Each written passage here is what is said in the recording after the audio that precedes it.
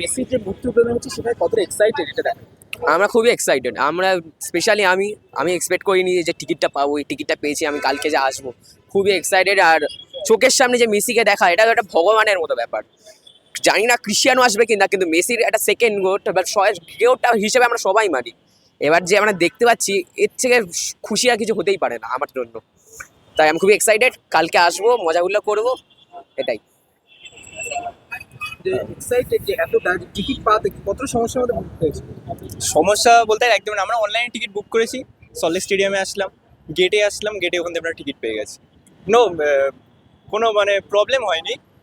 আর আমি very excited যে কালকে মেসি আসছে। মানে এখনো বিশ্বাস হয় না, আজ রাতে ঘুম আসবে কিনা জানি না, এটাই। এবার কোনো ফিলিংস বলতে পারছি না কিছু। মোহন বাগান সঙ্গে ইস্ট বেঙ্গল একটা নাম দিয়ে দেয়, সেখানে আজকে খেলতে থাকবে নাকি ডায়মন্ড হারবার সে মিটিং খেলে যাচ্ছে। মোহনবাগান কতটা এক্সাইটেড টিকিট পেয়ে মেসিকে স্বয়ং দেখতে হবে। মেসি তো বলতে গেলে ভগবানের মতোই আমাদের কাছে, তো খুবই এক্সাইটেড। তো আজকে রাতে ঘুম আসবে কিনা জানি না। আর আমার যে বন্ধু আছে, ও মানে কি বলবো, প্রথম থেকেই মানে মেসি দেখার জন্য বসে আছে। তো রিয়েলি খুব এক্সাইটেড।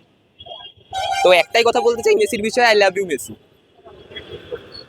যে কারণ একটা মেসিকে দেখতে হবে, কিভাবে দেখছি সবকিছু। কিছু বলা যাচ্ছে না দাদা, কি বলবো, আজকে তো যাওয়ারই ইচ্ছা করছে না এখান থেকে একদমই যাওয়ার ইচ্ছা করছে না। কখন কালকে হবে ওই জন্য ওয়েট করছি আমরা। এবার কি বলবো, এখন স্পিচলেস আছি, এখন কিছু বলতেই পারছি না। ওয়েট করছি, শুধু জাস্ট ওয়েট করছি কখন সময়টা তাড়াতাড়ি যাবে, এই জন্যই ওয়েট করছি। তো কিছু বলাই যাচ্ছে না।